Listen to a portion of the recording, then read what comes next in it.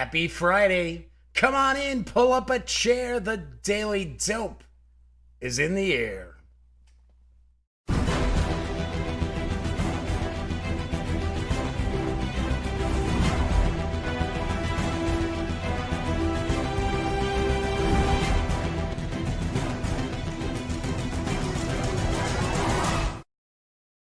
Howdy, howdy, howdy, gang. Yes, I'm Jeff McAleer, back once again as your host here at The Daily Dope. Presented by... All of a sudden I had something on my lip here. I was like it was sticking together. I have no idea what that was. Anyway, presented by thegaminggang.com, of which I happen to be the Grand Poobah. Hoo-hoo, hey, hey. So tonight, I'm going to share a how to play and review Roll for Adventure from KOSMOS. Yes, this was one of their Gen Con releases, and I have all three of their major Gen Con releases, and I will be reviewing them. I have done my unboxings for all of them, so they are all out there. So, do want to mention that tonight is Friday, August 23rd. This is episode 350. Pretty wild. 350 of the Daily Dope. So, this is a live stream. If this is the first time you've stopped in to check out the show, it's very, very casual. Normally, it's always tabletop gaming, but sometimes I'll do a board game unboxing or a board game review, or maybe I'll page through an RPG book or review a new RPG book. Every once in a while, a little pop culture, but other than that, it's all tabletop gaming. It is live, so that means there is chat available on YouTube. It is not on screen. It's one of the ways that I keep some of these stranger commenters at bay, but I do pay attention to the chat. So if you want to just say howdy, or if you have a question, or maybe there's something from Roll for Adventure that you'd like to get a closer look at or have a question, by all means, please chime in and I will respond. And just putting that off to the side there. It's going to be a little shorter show today. So first off, I do want to point out that I'm pretty excited that this is episode 350. Not only is it episode 350 of the Daily Dope, this review will mark the 600th review. That's right, 600 reviews on the Gaming Gang. Pretty sweet. So what happens when you're doing this, almost 9 years. September 1st will begin year 10 of the Gaming Gang, so that's pretty cool. If you happen to like the video, please give it a thumbs up. If you check out some of the videos on the Gaming Gang channel and you dig them, please subscribe. Don't forget, ring that little bell, because if you do, it will not only inform you when I upload new videos, which I do, some standalone videos from time to time. It'll inform you of that, as well as tell you when the stream goes live within about 5 minutes or so. And of course, be sure to tell a friend, in fact, tell 2 friends about not only the channel, but about thegaminggang.com. And I've got a couple of contests going on that I'll get into in just a little bit. So, Flaming Huron has popped in because he's ready for adventure. I won't do it anymore, I promise. Twice already in the first 4 minutes of the show. I think that's about it. And thank you for the congratulations on 350 episodes. I think it's a bigger deal, 600 reviews. I think that's a big deal. I really do. I do want to point out, still working on the lighting. I'm still playing around with the lighting a little bit. Actually, we still, the picture should be pretty sharp. It has been looking pretty good lately. So everything's working with the new camera setup. One of the cameras is an older camera I had, and I just bit the bullet and got another capture card for it. So still playing around.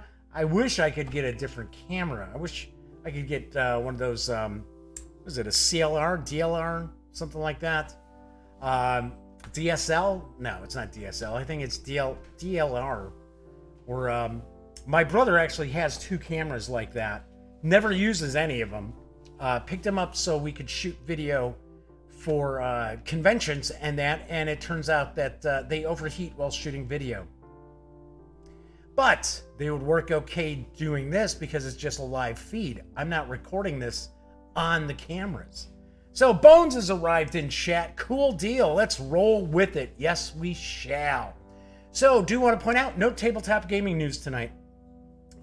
Number one, the Roll for Adventure How to Play and Reviews probably going to take a little bit of time because I'm going to actually kind of dive into the game a little bit and kind of like play like a round of it to kind of give you an idea what the game is like.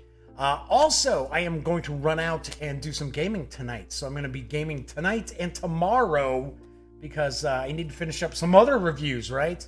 Got more reviews on the coattails coming after 600 here. So, so Fleming Huron says, yeah, that many reviews is also impressive. I think out of the 600, I think about 475 are mine. Because Elliot Miller was part of the gaming gang. I don't know. I'll have to take a look. I'll have to take a peek. It might be about 500. Now, Sammy Uhas, I should say, does RPG PDF reviews. And I think she's got about 10 under her belt with us so far. So, 600 reviews. That's a lot. And they're not all video. I mean, back in the day when we first started out, everything was pretty much just written reviews. In fact, to be honest, I think we've got more than 600 reviews because we did some that were exclusive to the podcasts.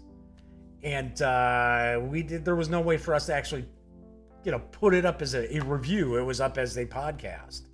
So anyway, before we jump into Roll for Adventure, a few things I do want to talk about. Got a nice package from GMT today.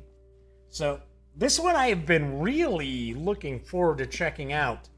It is Ancient Civilizations of the Inner Sea. So this is, of course, ancient history game. This is pretty low complexity, and you can have up to 6 players in this. So this does look pretty interesting. I am actually going to do an unboxing. I'm going to try to do a standalone unboxing for it over the weekend, maybe on Sunday, because I'd like to get that out there, but I already do have Richard III scheduled for War Game Wednesday. So I received this, and then I also received Shenandoah Death Valley. So very cool. Or I should say Death Valley Battles for the Shenandoah. So, of course, we can see there's good old Sheridan up in the corner there, Sheridan and Jackson. So, and I think, if I remember correctly, well, of course, this is part of the Great Battles of the Civil War series. I think there's like 8 battles in this, and it's got some serious heft to it as well. KC Board Gamers has popped in. Good to see you, KC. Thanks for joining me. So anyway, I got those. Like I said, I'm going to try to do an unboxing for Ancient Civilizations. That's one of the reasons why I mentioned if you subscribe to the channel, you should ring that little bell. I think my analytics say 17% of subscribers have that bell marked, that notification bell. But the reason why is because I do post standalone videos from time to time. So sometimes those fly under the radar if you don't have the notification on. Fleming Huron says, ancient history buff, especially Rome and Greece. I'm a big fan too. I have listened to some of the the Teaching Company lecture series and some audio books about ancient Rome and ancient Greece. I tend to know a little bit more about ancient Greece than ancient Rome, and I think it's because the period of ancient Greece is a little shorter than the Roman Empire, so maybe that's why. I don't know. All right, so on next week's shows, on Monday, I will be reviewing Run, Fight, or Die Reloaded from Gray Fox Games. I keep mentioning this. This is like the streamlined edition of the game in a much larger box and heftier box than the original. So we're going to play a little more of this over the weekend, so I will have my review on Monday. Tuesday, I'm going to unbox and take a first look at Anomaly from Starling Games. This is the game where one player plays the anomaly, some weird alien anomaly, and the other three players, up to three players, are students on a scientific space station. We're trying to figure out what is this anomaly and how to stop it. Then on Wednesday, I already mentioned this, I will be reviewing Richard III from Columbia Games. Of course, this is a classic. This is one of their Fog of War block games, so we will dig into that. Then Thursday, probably a show that will not have tabletop gaming news, because I am going to sit down and take a first look and page through both the player's guide for City of Mist, as well as the Master of Ceremonies Toolkit. So there we go. So I was gonna say that's quite a bit of a page count for us to go through. That's why I probably won't have news. Maybe I'll have a little RPG news on Thursday, because Thursdays are always RPGs anyway. Then on Friday, it'll be another KOSMOS review. Yes, because I'll be reviewing Imhotep the Duel. It's a two-player kind of version of Imhotep. And we will be sitting down and I will be reviewing that.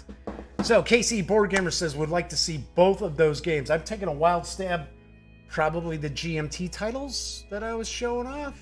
Maybe. I don't know. Anyway, so do want to mention as well, got 2 contests currently going on. 2 big contests. So, first off, we're really close. We're getting really close to the first prize pack for the Paizo Pathfinder PDFs. Said that 5 times fast. Last count, I want to say I think it's 6 or 7 subscribers. As I mentioned before, YouTube has this weird discrepancy between screens on how many subscribers there actually are to the channel. So, I don't know. And then they kind of, they drop off, pop back on, drop off, pop back on. So, I am not sure what the hell's going on with that.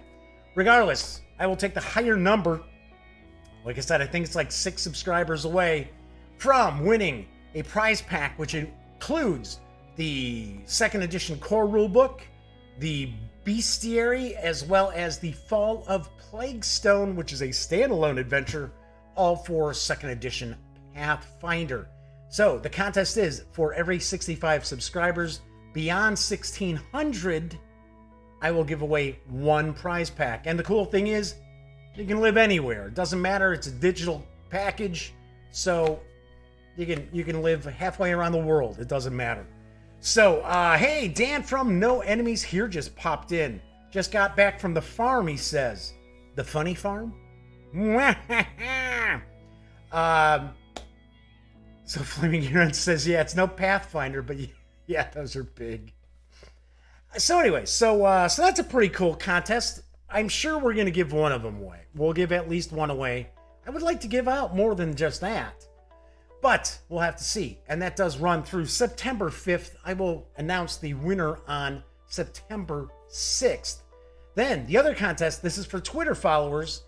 If I hit 5,100 Twitter followers, I will give out another prize pack. Now you have to live in the US or Canada to win this. But I will be giving out the wooden Evertree for Everdell, my board game of the year from last year. So I've got that alongside the Pearlbrook expansion for Everdell. I do not believe this is in stores yet. This is the collector's edition also, so that's important to keep in mind. So that prize package will go out to 1 lucky Twitter follower. Now there's a little more involved to get in the running for that prize package. I do tweet or retweet every day a tweet that's basically the contest tweet. All you got to do is be a follower and retweet that with a comment saying why you really dig Everdell. Pretty easy. That one, I don't know. I don't know what's going on because I'm about 150 followers away. So we'll have to see. We'll see what happens with that. But that does run through September 8th, and I will announce the winner on September 9th, which will be a Monday.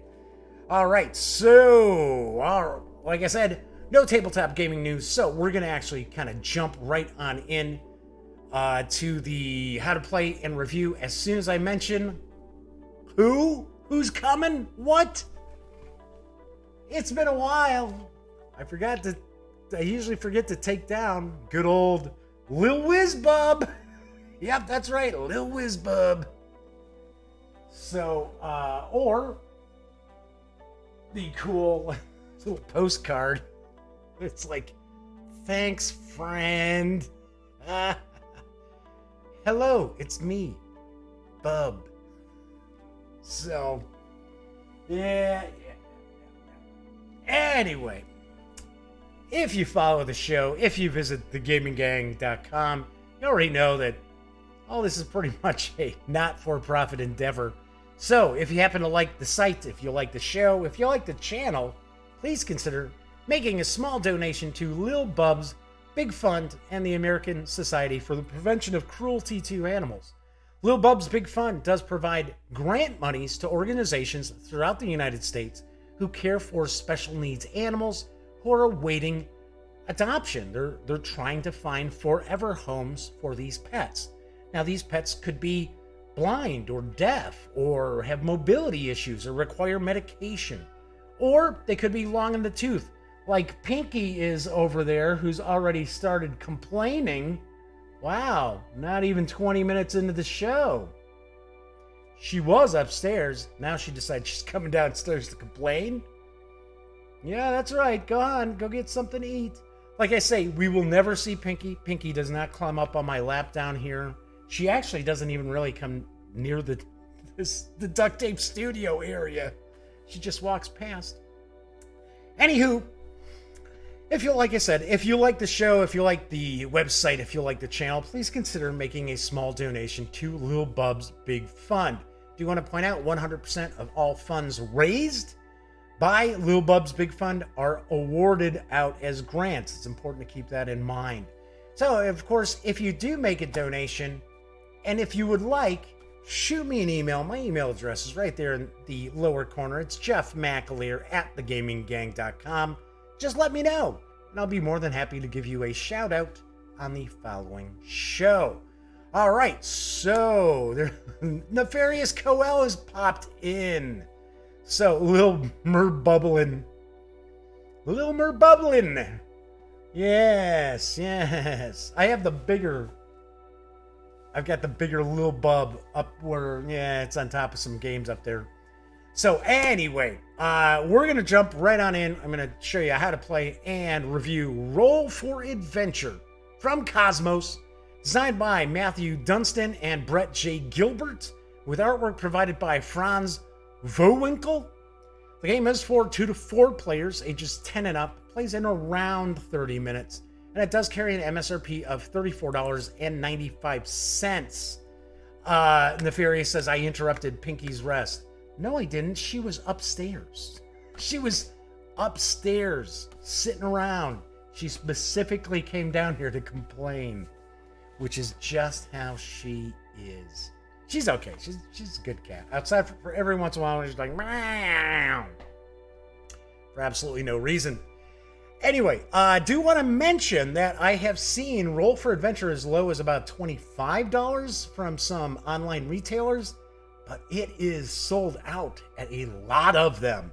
So just so you know, if you find this to be pretty interesting after I go through my review, tell you what I think of it, show you how to play, you might want to get out there and snag it sooner rather than later.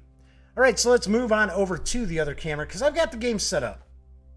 So, Roll for Adventure is a cooperative dice-chucking fantasy game. It's pretty much a dice placement game. And it's got a fantasy background. It's got a fantasy theme. I'll be the first to point out, it's not the greatest theme. It's not the most original kind of fantasy story. So, all in all, the big bad is the Master of Shadows. and I'll zoom in so we can see some of this stuff much closer. But the Master of Shadows and his nefarious minions are basically destroying this world. And of course, the players are heroes who are attempting to stop the Master of Shadows by collecting 5 power gems, power stones. And to be honest, I assume they're making some sort of weapon with it. Maybe an infinity gauntlet? I don't know. Because I gotta be honest, I don't think I ran across that in the rulebook talking about what you're gonna do with these power stones once you receive them. But I assume they're making some sort of a weapon. Anyway, so that is kind of what's going on. So it's cooperative. So if you lose, everybody loses. If you defeat the Master of Shadows, then everybody wins. All right, so kind of touring the board here. So we have 4 different regions, and this is where we're going to be assigning the dice that we roll. I will get into each of these regions in just a moment. Then around the board, we also have the Book of Magic. So we see there's like 5 different spots on this. This is where our power stones will go as we gain them. So once we have 5, we win. If we get the 5, we win. That's really the only way for the players to be able to win the game, is to collect the power stones before the Master of Shadows win conditions come into play. One aspect that I thought was cool is that we also have varying difficulty levels. So here we have, it's the Book of Magic. So that is effectively what those power gems are going to create. Even though it's not like, pointed out in the rule book and that's pretty much what we figure is, okay, so these power gems will unlock the Book of Magic. Well, maybe we want to have a little more of a challenge. We've got the Sword of Saints. We've got the Jewel of Light. The Crown of Kings. So, Nefarious says they're combining the crown jewels into one large Japanese robot. Yes, Johnny Sacco and his giant robot are going to save the fantasy realm. Flaming Huron mentions at that sort of price, it's no wonder that this is selling out. I agree. I do agree. There is a lot of gameplay in this. Granted, it's a dice chucker, dice placement, but there's just little variations that you can put into play that it's not going to play the same exact way every single time. So that's one of the reasons why I'm kind of giving it away already. I do like this game. I have a few quibbles. We'll get into it, but I really do like this game. So anyway, we're going to put our Book of Magic there. Because we're going to just set it up where we're playing the easy game.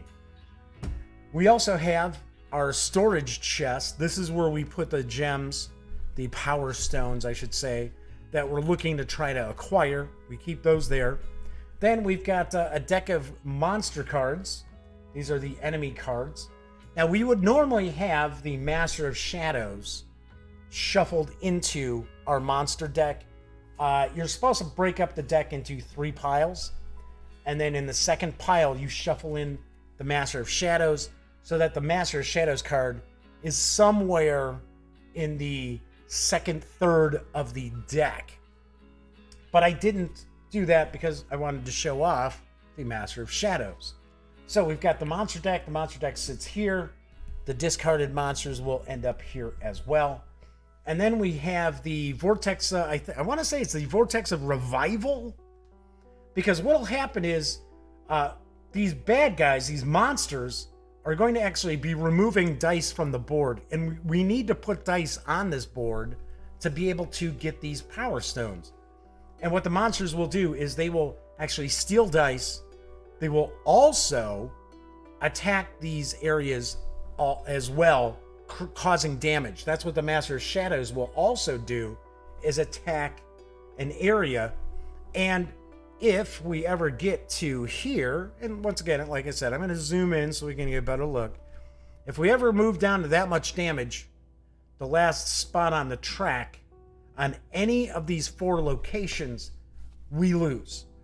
So the way that we lose is that, or if we ever get to the point where we don't have any dice we can roll. If we are completely out of dice, then we are SOL. We lose. So let me pop up and I will zoom in a little bit and we'll take a closer look at the board. We'll take a look at the heroes that you have. And then I will also show off the monster cards. So there we go. Get a little closer in. Push this up just a hair. All right. So we've got the ice cave, we've got the desert, we've got the forest, and then we have the fortress, which we kept saying that these were ruins. I don't know. I don't know why, but no, it is a fortress. So each of these are going to be a little bit different. Here's another cool aspect. These have B-sides, which is something that I noticed in the KOSMOS Games recently. And I'll be the first to admit, I have not played a ton of KOSMOS. But these 3 new releases all have this kind of what they consider B-sides. And these B-sides are just little variations, or you flip it over and it's just a little bit different. So as an example, this is kind of the standard game where we're trying to fill this with 1s. And I'll explain what you do with this. But we also have one like that. And we would actually have these chains, these little chain icons. And what we're basically trying to do is, rather than the gems, we're defeating this worm creature. That's part of it. We get the gem, but we also we're defeating this desert worm. But each of these 4 areas have the exact same kind of thing where you flip it over and it's different. I thought that was very cool. Once again, another item to give you some more replayability to the game. Let's take a look at the heroes. So I'm just grabbing some of the heroes here that are recommended when you first learn how to play the game. So we're going to have the adventurer, the healer, the warrior, and the fighter. First thing I'm going to point out, the artwork in the game is okay. In my opinion, it's all right.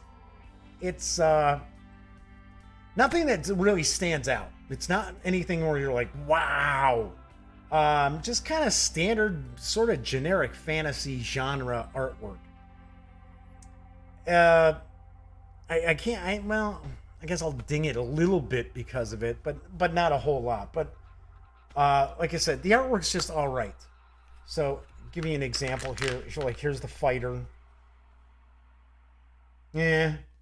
Where's the one that I really didn't care for much? See, now, like the summoner, I think that's okay. The sorcerer, I think that's all right. Here it is, the frost runner. It's kind of like, yeah. But the protector, once again, looks looks sort of generic. The thief.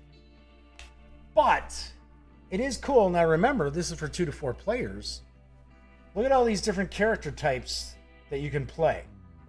So there are 10 different characters. So you can have it where everybody picks their favorite character that they want to have, their favorite archetype that they want to play. Or you can just randomly shuffle these up and deal them out to different players. It's however you kind of want to do it. William McGinnis has arrived into chat. Good deal. It says, got me Cheetos drink, so I'm set. All right, well, relax with that drink and your Cheetos and kick back. We're talking about Roll for Adventure.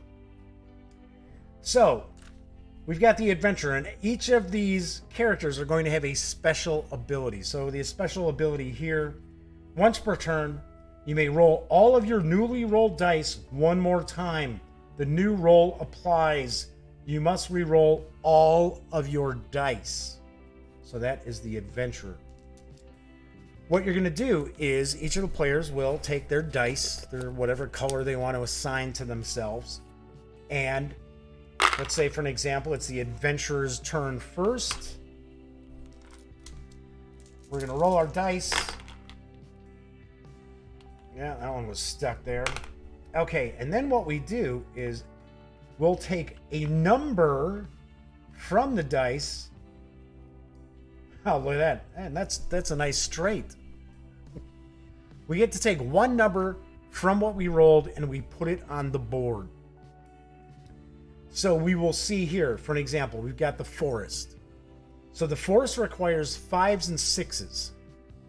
So you can tell it's kind of like a slash. It's like a 6 on one side, 5 on the other side. That means it requires 5s or 6s to go on here. Once we fill this up with dice, we reset it, and we'll move this one over. So here, anytime we see this little marker, that's a power stone. So that would earn us a power stone.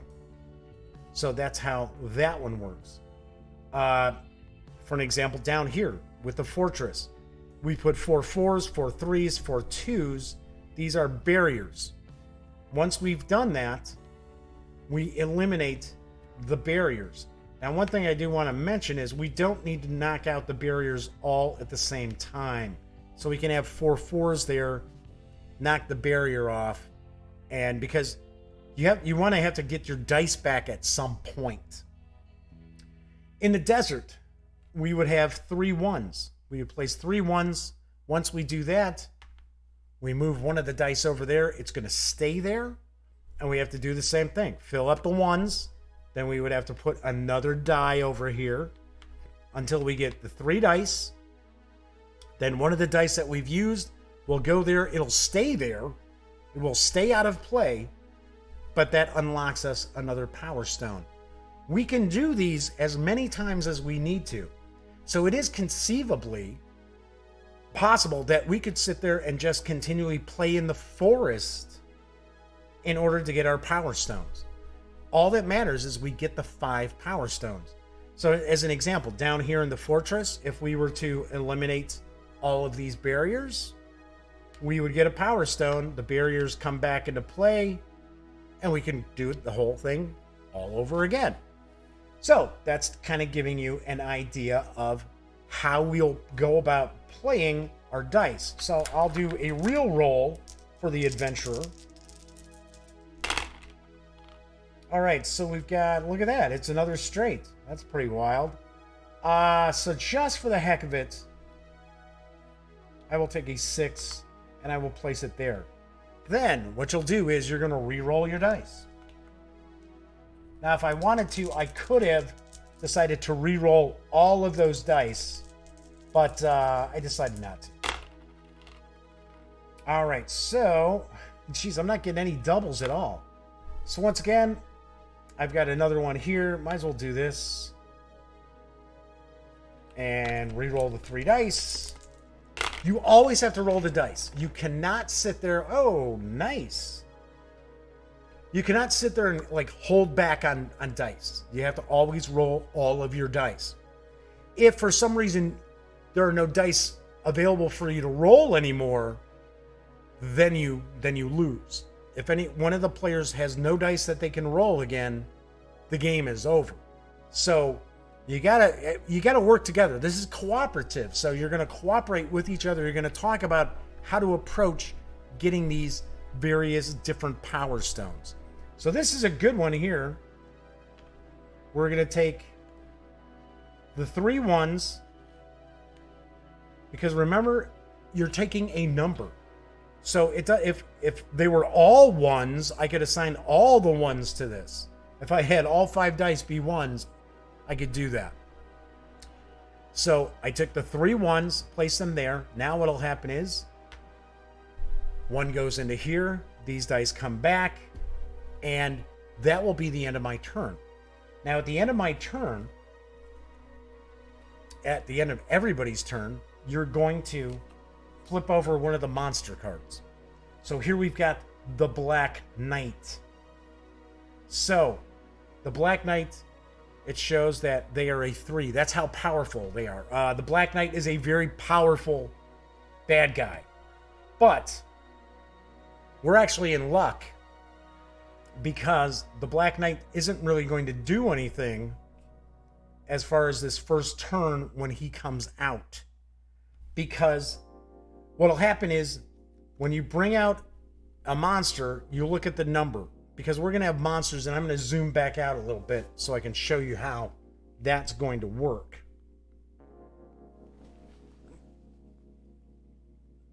Because we're actually going to place the monsters in their areas, right? So you can see that this has kind of a gray border on it. That means they go here. They go down to the fortress. So they'll hang out here. So what happens is you'll have these monsters out, and you can kill the monsters. That's what you're going to need to do. But, oh, so Nefarious Coel says, that reminds me, I should have some bourbon for dinner. Hopefully that's with dinner, not just for dinner. Because William McGinnis was saying, got my Cheetos, my drink, so I'm all set. So for an example, vampire bats, okay? So the vampire bats come out, and it's going to tell you what you do on your turn. So everybody gets a little card. It says you roll all your dice, you place them. When all the dice have been placed, reveal the top enemy card. All enemies in play that have a lower rank attack. Revealed enemy attacks its territory and removes dice. If no dice can be removed, deal 1 damage to the territory. So, as an example, right? So we bring the Black Knight out. We don't have any other monsters out here, which is good because he can't activate them. But we don't have any dice in this fortress area yet. So, since he can't take dice off of here, he's going to actually do damage to the territory. And it's going to do 1 point of damage. We got the Black Knight here. With the monsters, with the bad guys, you need a 6. You need 6 or more total for dice to be placed on them to destroy them, to kill them off. So we're going to leave the Black Knight here. So we've got the Black Knight in place. And then we'll say, okay, well, on to the next player. Well, the next player we've got, whoops. Let's put that vampire bat back into the deck here. Let's say we got the healer. Now the healer, once per turn, can temporarily forfeit one of their dice to reduce 1 damage in any territory. Place the forfeited die on this board. You may not use it again this turn. Then roll your remaining dice again. This comes into play really nicely when we're pretty high up with damage in these locales. So the healer would roll their dice. See what we got here. We got some 5s. Ooh, look at that. We got 3 5s. So let's do this. Roll the next 2. There's another 5. Bang. So what'll happen here is we're going to score ourselves one of the power stones. So I'll just take the power stone, put it right there. It doesn't matter what color it is. These dice will come back. These dice go back to the adventurer. So they'll have their dice back. And then I still have 1 die to roll. Let's see, maybe we get a 6 so we can knock out the Black Knight. Nah, so we got a 2. So with the 2, I'll go over here. Now there's one area that we cannot get power stones from, and that is the ice cave. So the ice cave allows us to get bonus dice, which are 1 and done. You get to roll them once, and then that's it. Or we can use them to actually knock out a bad guy, or we can use it to actually heal up an entire location. So what happens here is if we fill this up, we get the option. Let's say we had all these filled up. We could have the option of taking these bonus dice. And the thing with the bonus dice is you want to have all the players putting a die in there, because for each player who has a die in here, they will get one of the bonus dice. If it were only one person, which is actually kind of impossible because you only have 5 dice. I guess it is possible if you had a bonus die. But if you're just one person, then only 1 die gets assigned. So it's always a good idea when you're trying to get these bonus dice that everybody at least has a die in there so that everybody's going to get one of these bonus dice.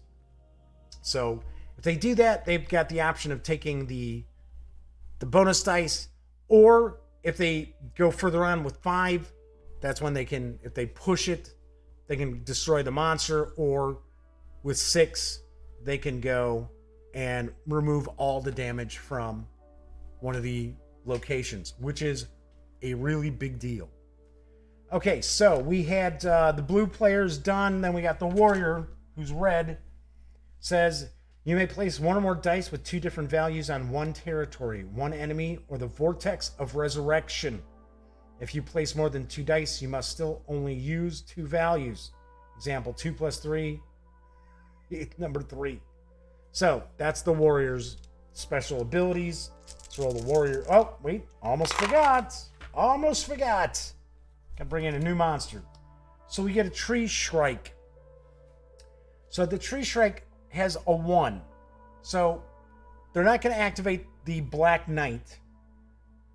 So they are going to end up going here to the forest. Now, if, as an example, if the tree shrike was already there and we brought out the Black Knight, the monsters will activate anyone with a lower number than they have. So not only would the Black Knight get to attack, but the tree shrike would attack. So it's very important that the players don't let too many of these monsters hang around too long, especially when they're little numbers here. That means when you get like a 2 or a 3, they're going to activate, they're going to attack. So you can have all these attacks going on and after one person's turn, and it is not good. The way I started the game off, you're thinking, oh yeah, that's probably pretty easy here. You know, look, you already got one of the power stones. You only had 2 players rolling dice. Cool. Yeah, well, things get tougher when more of these monsters start hitting. So, Tree Shrike comes out. He does not activate the Black Knight, nor does anyone with a matching rank activate. So if we pull out another 3, they don't activate other 3s, only the 1s and the 2s. So we don't have any dice that this can take away. So it's going to do 1 damage to this territory here. Then we've got the warrior. Those warriors are going to roll their dice. Got a bunch of 5s again. So we got 5s, 3, and 1. So I think we'll go this way, because I want to actually show another aspect of the game, which makes this a little bit of difficulty in here. This is not a hard game to understand how to play. It's an interesting game for you and your fellow players to sit down and play and discuss what should you be doing. A lot of times, what I've seen so far was the gang were like, oh yeah, let's get these bonus dice. And I kept explaining, well, yeah, I mean, the bonus dice are cool, don't get me wrong, but it's not like you get to keep that die for the rest of the game. It's only, you get to roll it once, and that's it. It goes back over here. So yeah, so it's kind of interesting, the discussions that'll go on in the game. All right, what else we got? So we got a 2 and a 4. What do we got going with the 2s? Okay, let's go over here with 2. And we'll roll the last one. And a 5. Oh, look at that. Cool beans. So we're getting closer to...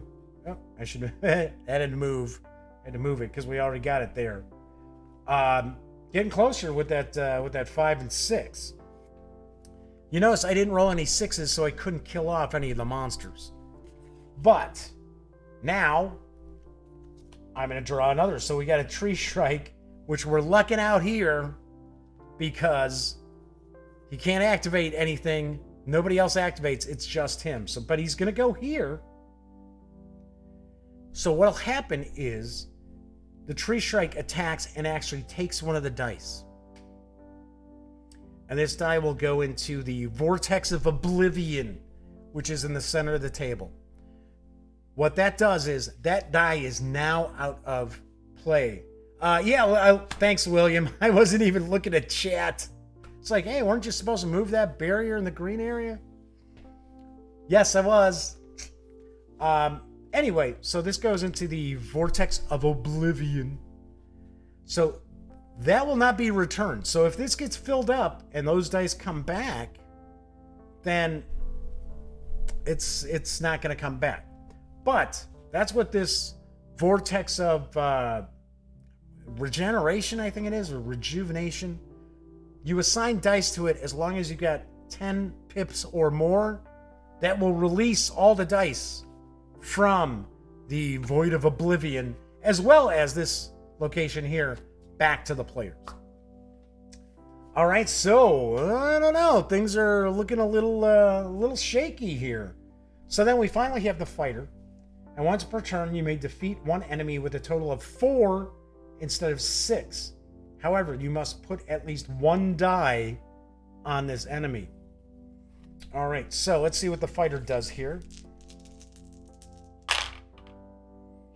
Bunch of 2s. Look at that. 4 2s. So let's use these here. Got the 2s here. Maybe not. Maybe not. I don't think I'm going to do that. I'm going to use the 1. Because I want to try to kill off some of these monsters. There we go. Boom. We got a 6. We got a 6. Sweet. Nice job with the fighter there. So the fighter has killed off the 2 tree strikes. These dice will come back to the fighter. These are both dead, so they're gone. See ya. They go to the discard. And then I still have the 2 dice to roll. Got another 6. We could kill off the Black Knight, but the thing is, the only way the Black Knight's going to attack again is if the Master of Shadows comes out. So, we would be kind of early in the game for that. So I would probably be more apt to use the 6 over here. Because remember, nothing else is going to activate this Black Knight with a 3. He's just going to sit there kind of hanging around, making faces at the people in the fortress. Like, all right, so then you've got that. Let's go real quick. Yeah, we got time. It's real quick. We'll roll a few more dice here. Anyway, so I had one more die. Another 2. Boom. There we go. So we go over to the adventurer, and remember, all these characters have special abilities. I could be using these different special abilities, but I haven't. I'm just kind of giving you an idea how you would play. So let's see what we got. We got a 5, a couple of 5s. Boom, boom. See, because what I'm trying to do is I'm trying to get to another 5 or a 6, because the red player, who is our warrior, who's our player 3, needs to have dice to be able to roll when their turn comes around, or the game is over. Because all their dice are out here. That's part of the cooperative aspect of this game. We have to unlock different things that we've got dice on so everybody can get their dice back. Because if at any point when their turn starts, if they don't have any dice to roll, then the game is over. All right, so we're hoping for another 5 or a 6. Come on, baby.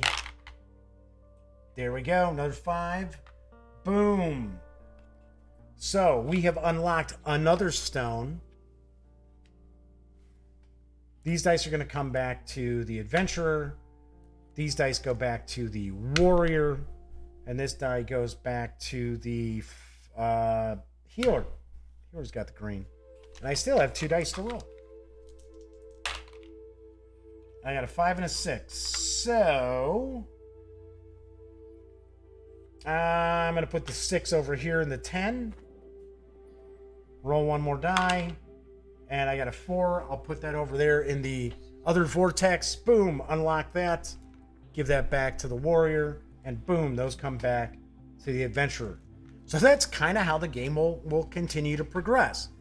You're going to be trying to score the different power stones. But the thing is, as these monsters come out, it's going to get tougher and tougher. Now, okay, so we get a Sand Devil. Sand Devil comes out. There's the die. Boom. That's gone. So we had another one come out. A giant scorpion. Here we go. Here's an example of activating other monsters. So we got the giant scorpion comes out. He's a 2. He'll activate this Sand Devil. So there are no dice left here anymore. So the Sand Devil does a point. Boink. Now the giant scorpion attacks. There's no dice there. Boom. Another. That's why I was pointing out that you gotta take these monsters out. You can't have a bunch of them floating around there. And then what happens is, when the Master of Shadows makes their appearance, they activate all the monsters. So when the Master of Shadows comes out, you better have your fingers crossed you don't have a whole bunch of baddies sitting out on this board, because it is not going to be good.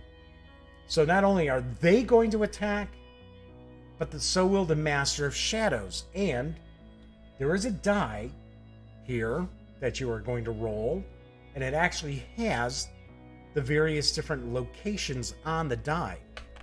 So let's say the Master of Shadows came out, you would roll the die, so it shows the forest. Well, the Master of Shadows, not only does he activate every monster on the board, so they're all doing their damage, he will also do 2 points of damage to any single location roll. So that would be 1, 2. There's also a face on here that shows all 4 locations, so he would actually do 1 point of damage to every one of these locations. And there's also a blank side where it's like, well, at least we dodged that other bullet. He still activates all those monsters, but so when the Master of Shadows comes out and he activates all the monsters, he does his thing, he gets shuffled back into the monster deck, the remaining monster deck. So what happens is, if you get to, let's say you go through all of the monsters, the Master of Shadows will stay out. He will stay out on the board, and he will attack. He will do his attack every single turn. So, yeah, it can be. So there's kind of a timing element there. So for an example, let's say like he comes out and there we go, and we had so many cards left, we would shuffle them back in. Well, we know he's going to come out in just a few cards. Let's say he comes out again, and there's only like 4 cards left. You're going to shuffle him back into those 4 cards. And then until it gets to the point where, if there are no more cards in this deck, you don't reshuffle this deck. The Master of Shadows just hangs out and continues to attack. So we never got to that point. We had either lost or won by then.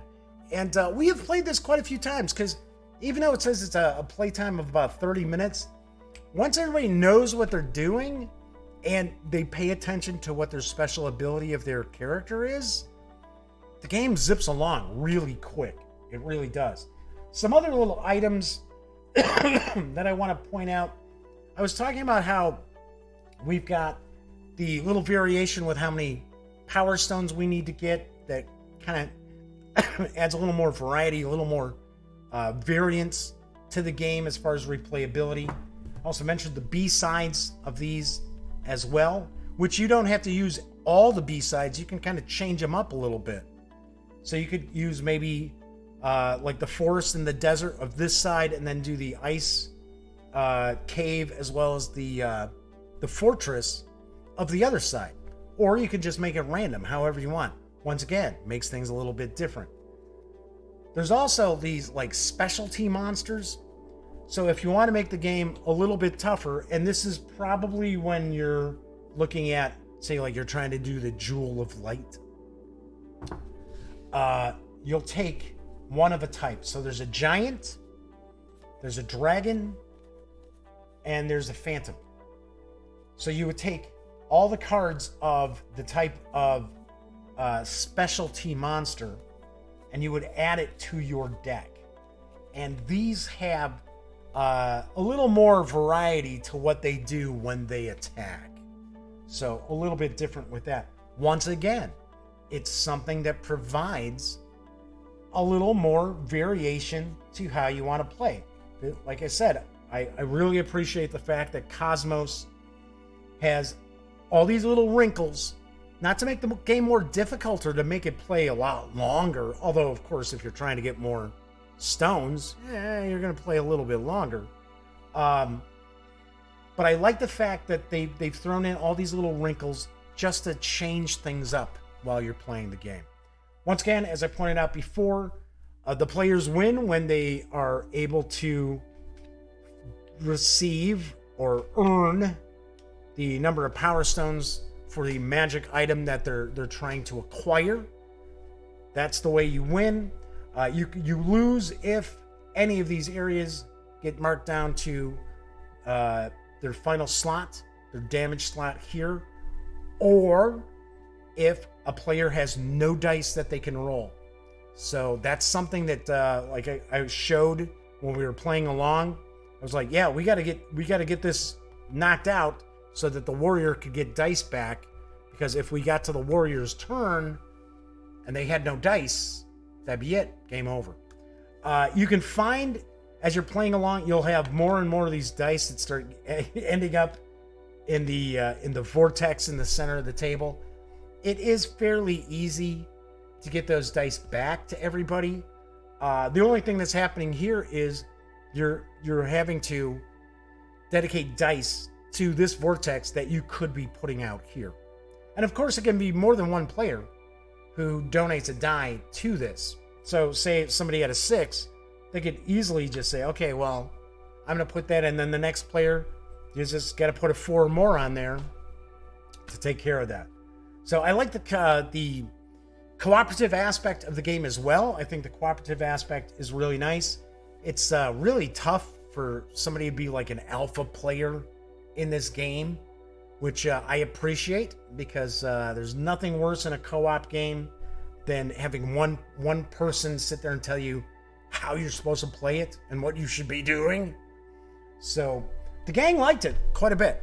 So that is pretty much Roll For, I'll say it one more time, Roll For Adventure.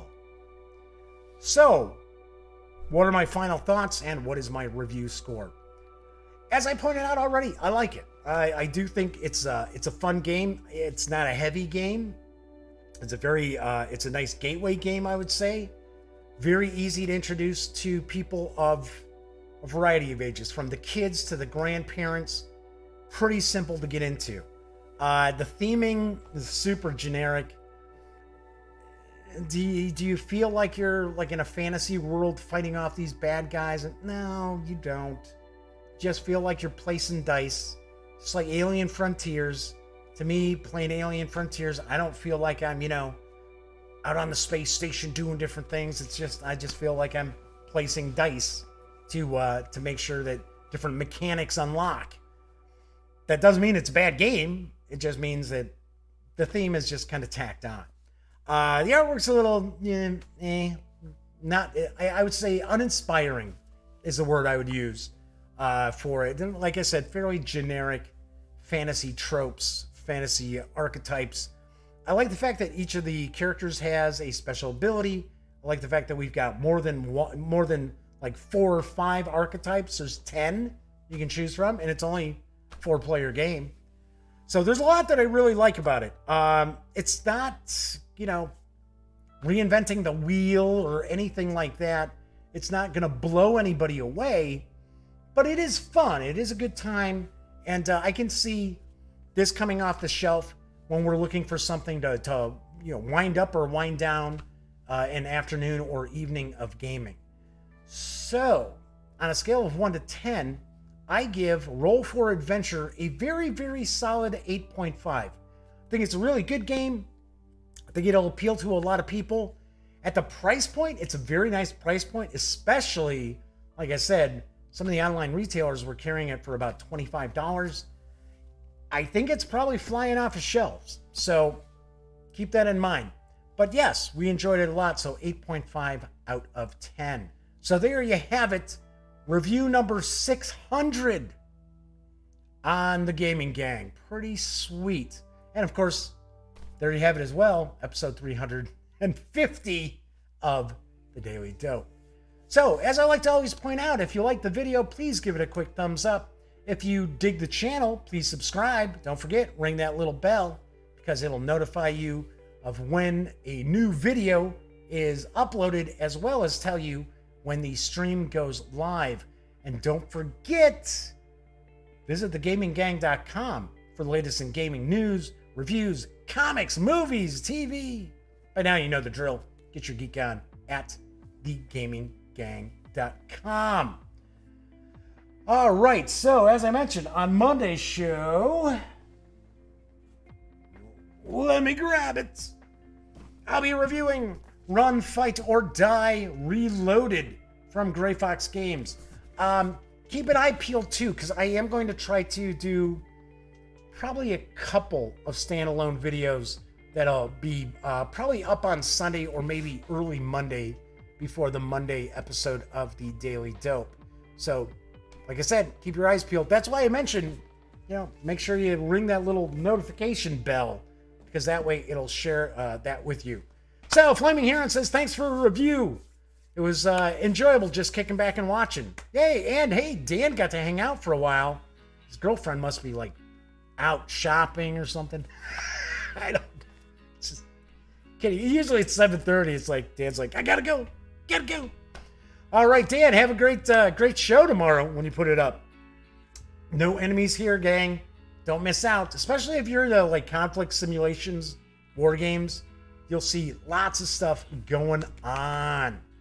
Anywho, so those of you who were hanging out in chat, thank you very much. I know it's a Friday night. There's a lot of things you could be doing rather than just hanging out with this schmuck.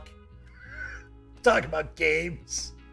So I really, really appreciate you hanging out and keeping me company. Of course, I do see that there were some folks who were hanging out live who didn't jump into chat. I mean, that's okay, but you should. Nobody bites. We're all pretty friendly. And of course, I appreciate anybody watching. I love those out there who watch on Memorex as opposed to being live as well. So as I mentioned, I will be back on Monday. Everybody have a great weekend. Have a very safe weekend. And until Monday, happy trails.